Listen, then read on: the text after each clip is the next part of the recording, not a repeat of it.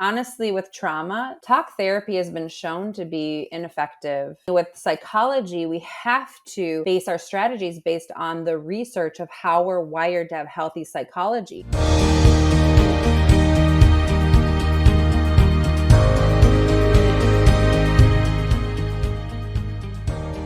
Hey everyone, welcome to today's episode of the Beljanski Cancer Talk Show. In today's episode titled The Most Forgotten Root Cause of Cancer, we're honored to introduce Megan Van Zyl, the visionary behind Cancer Peace University. Megan's mission is clear: to free you from the fear of cancer. With an honorary doctorate and a master's degree, she is uniquely equipped to address both the emotional and physical roots of cancer. Megan supports cancer clients with lifestyle changes, education, and holistic training for practitioners. Join us as we explore her transformational work and exploring the vision of the world without the fear of cancer. Megan, thank you so much for joining with us. Please give the audience a little intro of who you are and how you got started in all this. Thank you. I really appreciate having me on this podcast. I met Sylvie last fall at the first annual Beljanski conference, which I loved. And so I've just been just enamored with the work of the Beljanski Foundation and believe that it's significant and important. And so my name is Megan Van Zyl, and I'm a nutritional therapist, and I founded Cancer Peace University. And it is our goal to set people free from the fear of cancer. I work with cancer patients on dietary changes, on how to support during treatments. But also, one of my biggest passions is to help cancer patients both understand why they develop cancer and dig into the deeper roots causes of their diagnosis emotionally, energetically. Sometimes after a diagnosis, cancer patients realize that they have unresolved trauma or just work to do deeper from childhood, and they don't always know what to do. And so we offer the knowledge and application of how to move through that in a very positive way. Yeah, I totally agree. And can you get a little bit into the why? What are the deeper roots of what causes the cancer on a nutritional or maybe psychological level from your experience? Yeah, that's a good question that can be looked at from many different angles.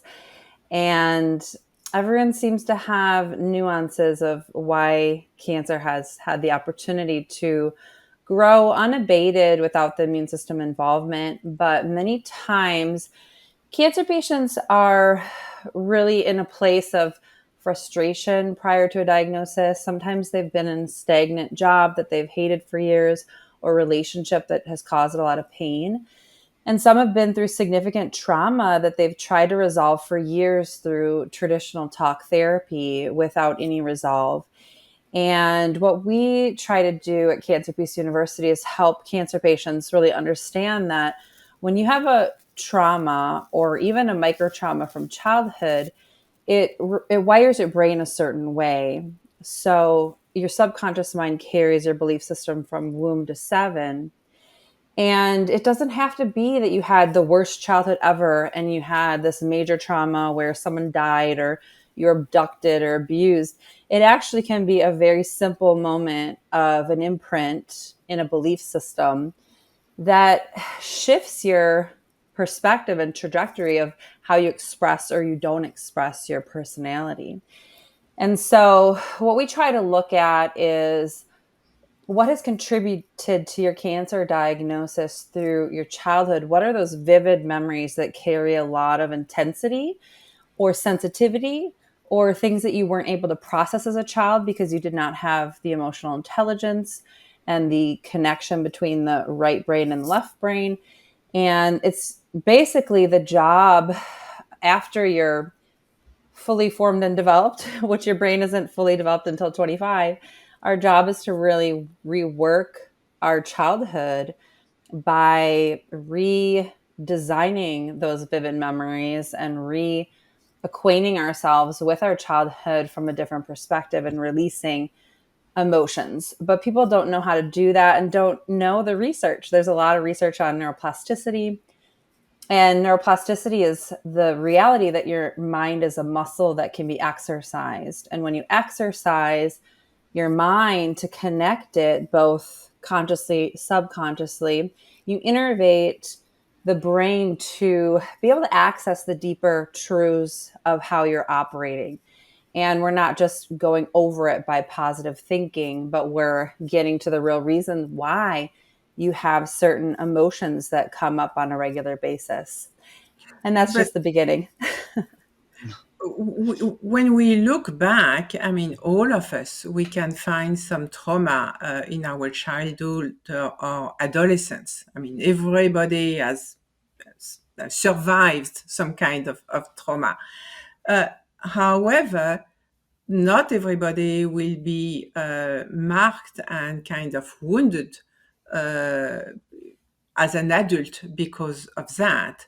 So, in your view, why do some people process the trauma more easily than others, and some will never be able to go beyond this wound, or this wound will stay with them as an adult, and others were, it's old. I almost Yes. forgot about it.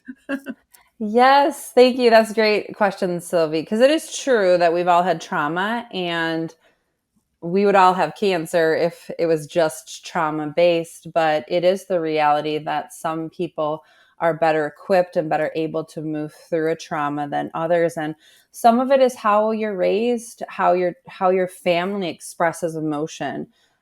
Are your parents actively helping you connect with your emotion? Or even as a child, with childhood psychology, it's important for the mother and father to see how the child is responding emotionally and give language to it and say, oh, you look very frustrated, you look angry, you look disappointed. So you're actually training the child to have emotional intelligence at a very young age, and you're co-nurturing their emotions. So there's a little bit of a misnomer with self-soothing. Children cannot self-soothe. They actually need to be co-nurtured in their emotions, where their emotional regulation is dependent upon their parent. And so, unfortunately, we have a lot of parents that have a hard time regulating their own emotions.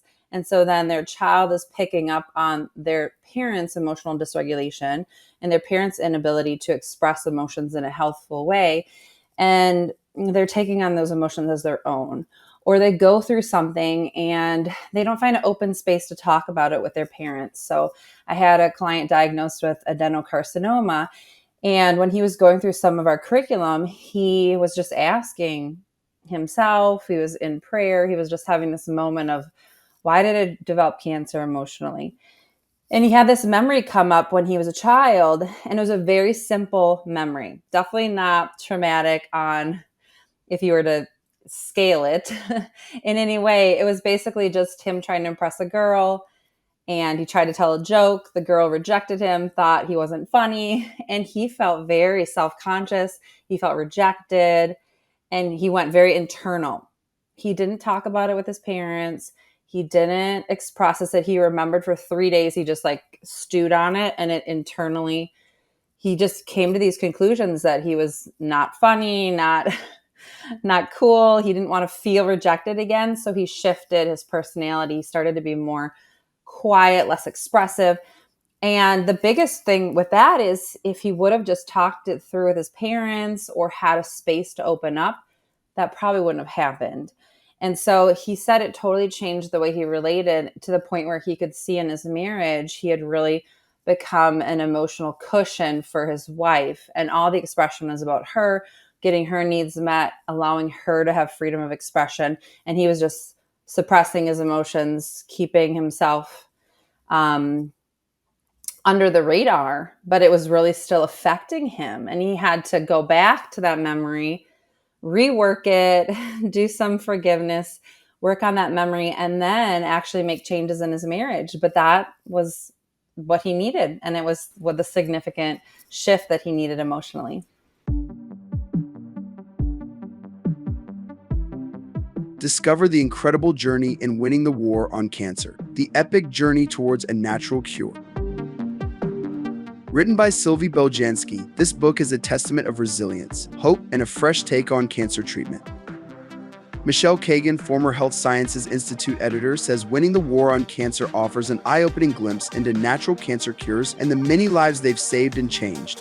Since being published, Winning the War on Cancer, the epic journey towards a natural cure has garnered various awards, including being the #1 bestseller on Amazon in the holistic health category, #2 bestseller in the health and oncology category, plus being the winner of the onlinebookclub.org's Book of the Year. Get the book, support the foundation, save lives. Available at beljanski.org/book in ebook, audiobook, and paperback formats. Use code EP1 at checkout for free shipping. What would be the biggest thing that you would recommend that people do to prevent that in the future? Would it be to like open communication, to like digest it? Like what would be like an actionable step that people can start doing to actually process their emotions, in your opinion? Yeah, there's lots of steps that can be taken, and some people are going to cringe when I mention this or talk about it, but it really made a difference for me when I first grew in emotional intelligence, because I did not grow up in a family where we were just talking freely about our emotions and everyone is just like expressive. That wasn't something that my parents were equipped with. It wasn't anything on purpose. It was just more a generational gap. And so when I was in my 20s, I had a lot of foggy thinking, a lot of my brain wasn't very organized. That's a good way of saying it. If you feel like your brain is not organized, it's hard to follow from thought to thought or to connect to your emotions. And you're just blindsided by your own emotional response to things, then you need to do some deeper work. And the first step is journaling. I recommend free association journaling because that's what I did. I just would dump my thoughts on a piece of paper for like half an hour to 45 minutes. And once I would dump all my thoughts, I eventually would find the emotion. And then I would be in Starbucks on a plushy purple chair listening to Enya, and I would inevitably start just sobbing, crying. But I was developing my awareness and organizing my brain. And that took a process of several years actually to develop that organization in my brain. And now I don't need a journal. I actually don't journal anymore because it just like automatically happens, which is nice. But some people, they need to start by really doing the deeper work, deep thinking and deep journaling. Dr. Hammer, who was quite well known in Europe to develop, one of the first doctors to develop the association between trauma and cancer, developed like 30, 40 years ago, I believe, kind of map between the kind of trauma that was exercised and the location of the cancer that may happen in the months following the trauma. In your experience, is it something that you have also observed, that some kind of specific trauma about, for example, something femininity, a breakup experienced by a woman would lead to breast cancer or ovarian cancer, or I mean, famously in the case of Dr. Hammer, it was the loss of his son that led, he believes, to developing testicular cancer. And from there, he made the link between the kind of emotions and the location of cancer. Is it something that you have observed in the number of cancer patients you have been dealing with? Yes, yeah, and I'm glad you bring up Dr. Hammer because he really laid an amazing foundation for our understanding of the link to trauma and emotions and cancer. And it was so incredible to learn about his process because he was actually able to read a CT scan of the brain and diagnose someone based on where he saw the conflict shock expressing. He believed that in the brain that what he would find in the brain was he would find edema, swelling, and just almost like brain damage. in the area where the trauma impacted the brain. And it does make a lot of sense because after trauma, different parts of the brain tend to shut down. Your brain actually totally changes after trauma, where there's Yeah. even an area in And the an brain. emotional trauma. Yeah, Yep. absolutely. Yep. There's an area in the brain, the Broca center. The Broca center tends to shut down after trauma, which is actually the same area that breaks down after a stroke. And this is why there can be a speechlessness involved in trauma where you actually can't talk about the trauma.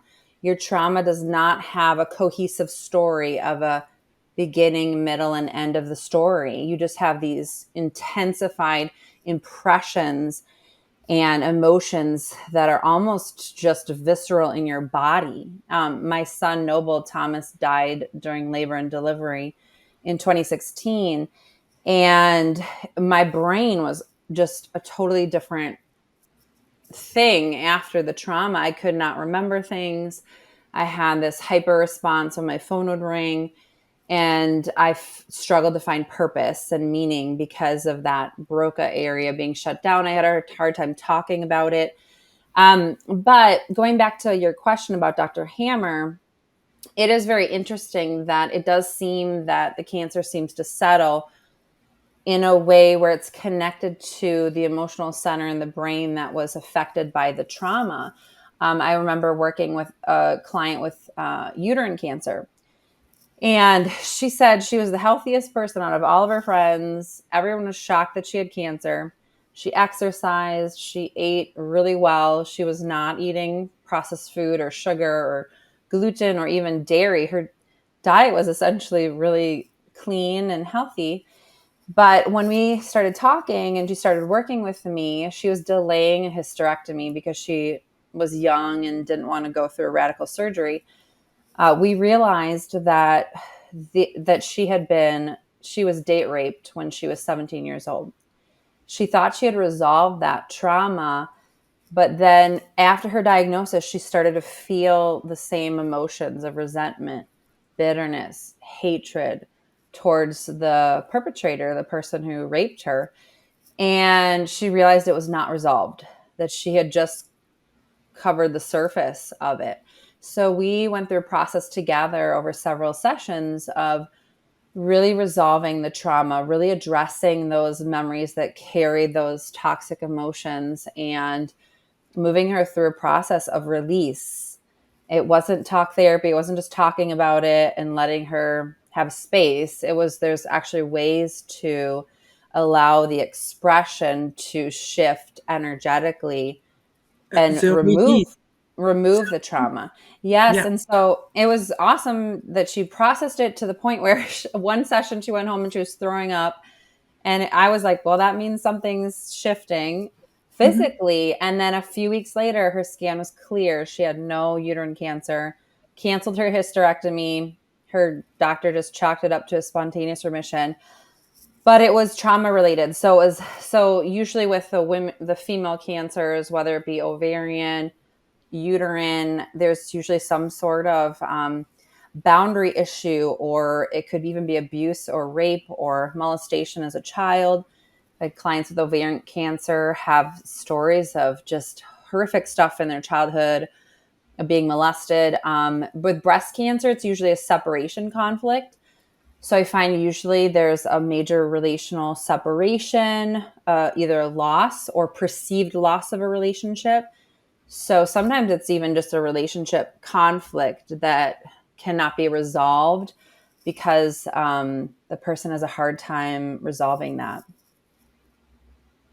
So that's very far away from, doctor recommending just chemotherapy, and then you are going to go for a round of radiotherapy. So what would you say is the biggest oversight or mistakes that doctors are doing when helping patients with cancer?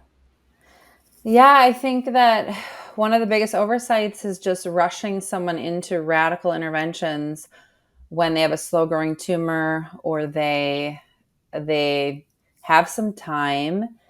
because what happens is when someone is diagnosed, they have the shock of the diagnosis. Then they go through a process of denial, and they're rushed into surgery or chemotherapy or radiation right away. They don't even have a time to process the diagnosis.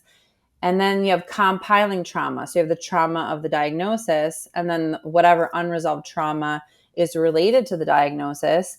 The compiling trauma just causes someone to be in fight or flight mode, and they're in survival mode, and they're thinking they could die from the cancer or die from the treatment. And emotionally, it's a disaster because nothing is processed. And I have people that literally don't cry until after they're done with treatment, and they have like a robotic sense, and eventually they just collapse and finally start connecting with their emotions.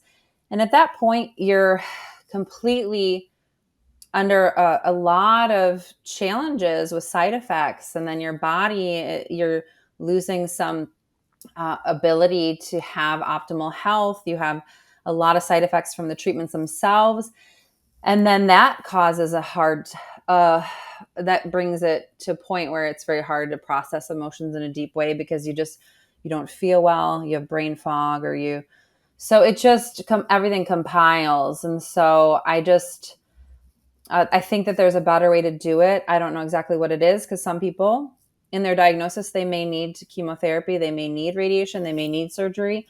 But I think the rushing someone into something, not giving them space to properly process, and not having the tools to look deeper is a very challenging situation for a Yeah, lot of cancer patients.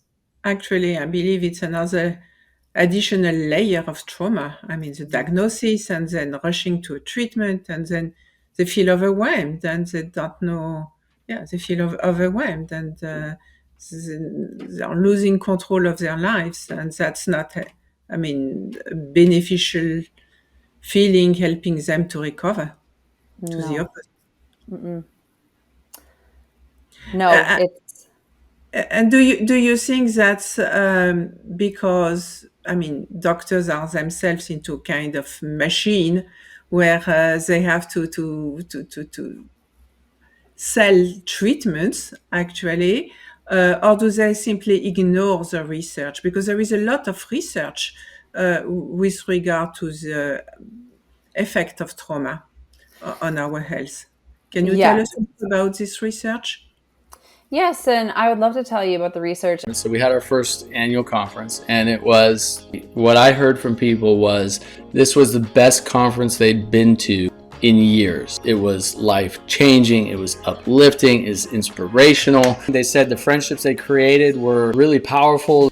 We're planning the next conference right now for 2025. It's going to be even bigger and better. It's a nonprofit conference to raise funds for continuing scientific research into natural solutions for cancer. You definitely want to be there. It is a party with a purpose. It's uplifting, it's meaningful, you get empowered. Join us at the Beljanski Integrative Cancer Conference, the most cutting-edge solutions for helping your body fight cancer. Save the date, April 25th to 27th in Austin, Texas. Visit integrativecancerconference.com to learn more. I do think doctors are in a hard position. I think that they're part of a system that's very hard to undo. They have so many patients.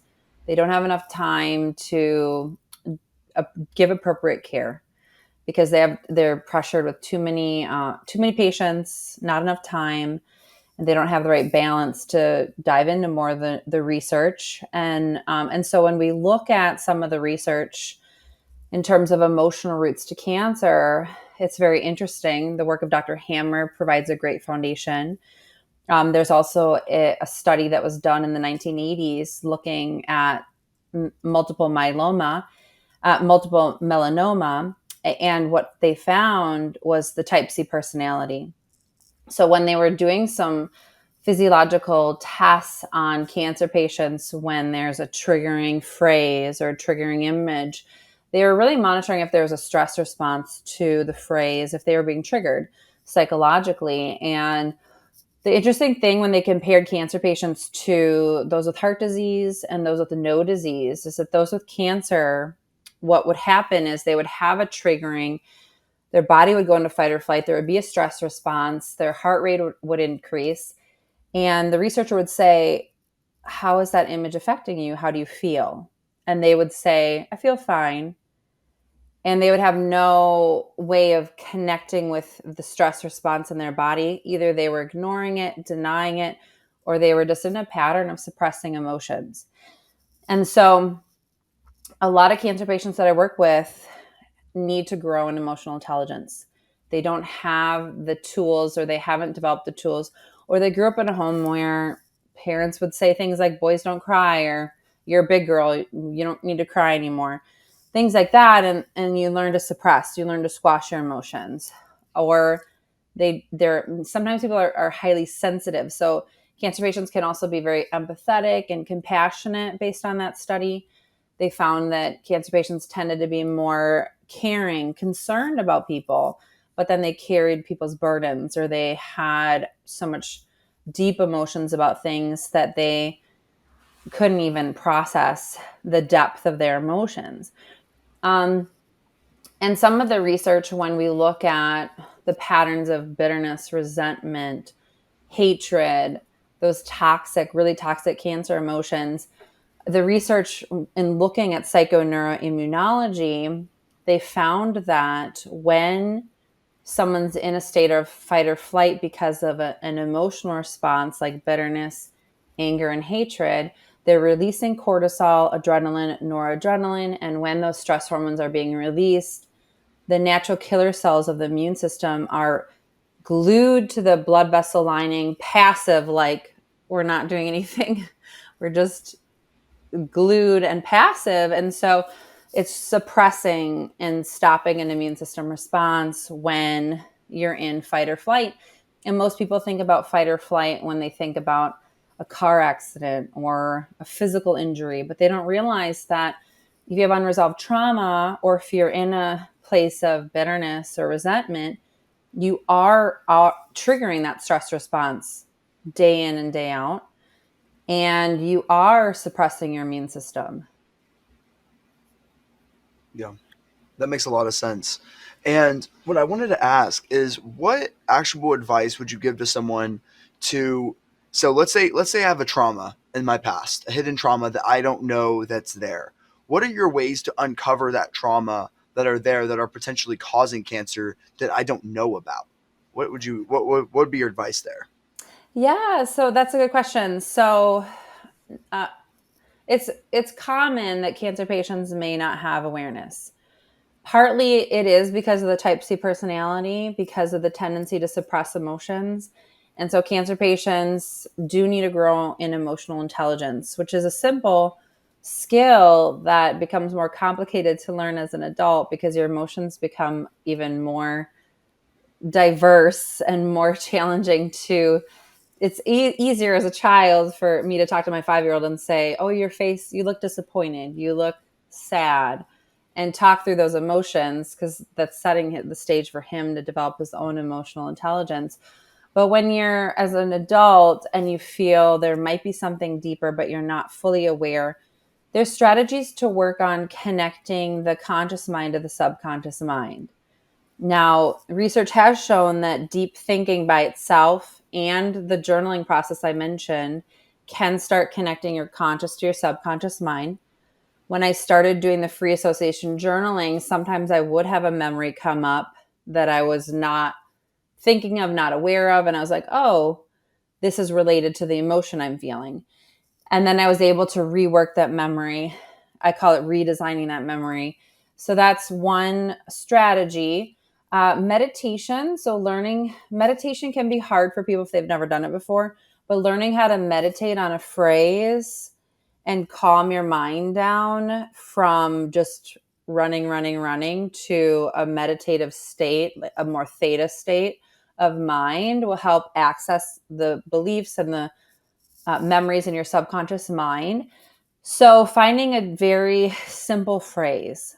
I like simple phrases. Like, I had a client one time just focus on a simple phrase, God is love. Just focus on God is love, and just try to have that be the only thing you think about for like 10 minutes. And that could be hard. sometimes you have to start with 2 minutes, but just like a very simple, and you're just trying to shut down the fight or flight movement. Like Dr. Lodi, I interviewed him in the summit as well, and he had a great perspective on it. He said, we have to figure out how to get into the now, so we're not in the past, we're not in the future, we're in the now. And he says it like this. He says, God is in the now, and we're like almost never there. But meditation is about figuring out how to be present. Kids just do it naturally. They're just naturally present.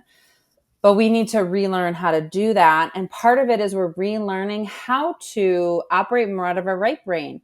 So often we become adults and we're like all left brain, logic, analytical, and we try to avoid the right brain. But we want to actually connect the left brain and the right brain.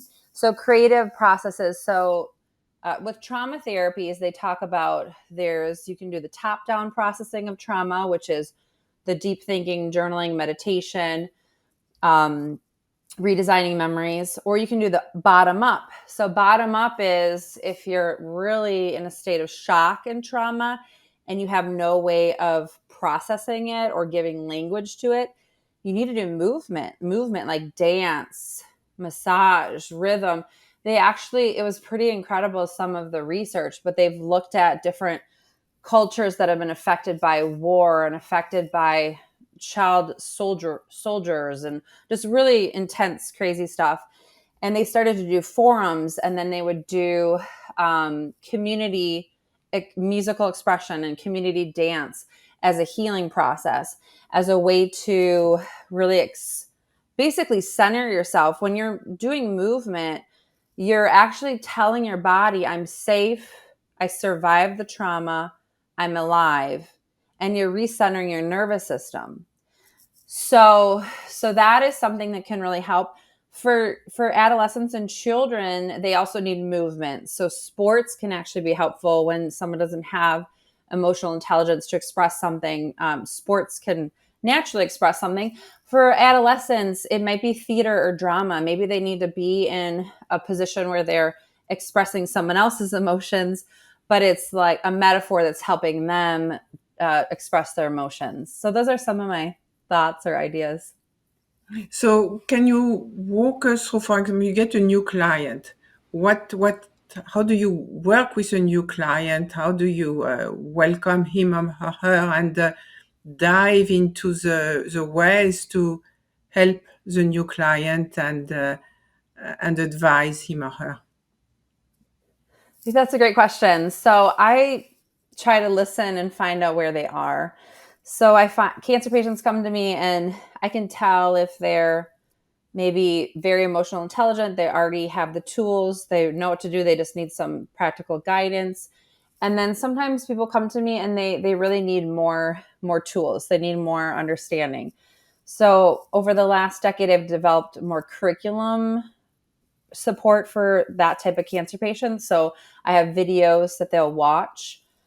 My program the program within Cancer Peace University for my video curriculum is called Root Causes Revealed. And the Root Causes Revealed program just helps look at all the different angles of what is cancer, physically, emotionally, energetically, and they can have a better understanding of what is cancer emotionally.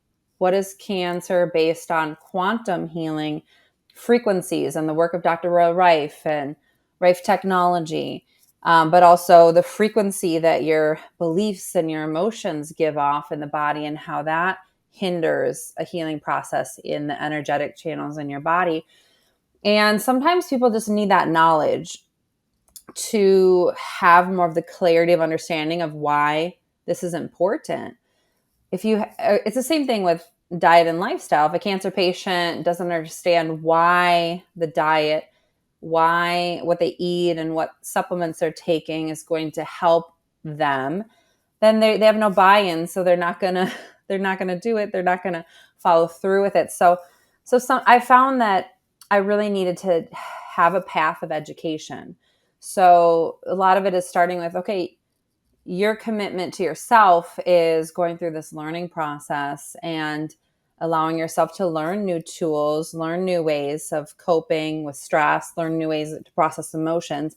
And then my books. So I'll have the cancer patients walk through my books. Braving the Storm book and workbook I wrote during the pandemic, 2020. I know there was a lot of pandemic books at that time, but my pandemic book is Braving the Storm. And that's where I really share what is cancer emotionally. And then my workbook really helps the cancer patient have a guided process, guided journaling, guided meditation. It really helps them learn things that Yeah. they may have never learned before. I have to say that I looked also at your book and also at the companion book, and I have really to commend you for the way all those exercises are presented, and it's very accessible to everybody, I think. And even if, I mean, you are not concerned with cancer, I think it's this introspection and self-awareness can only be beneficial to all. And maybe, who knows, I mean, help you to avert a cancer that could have come down the road.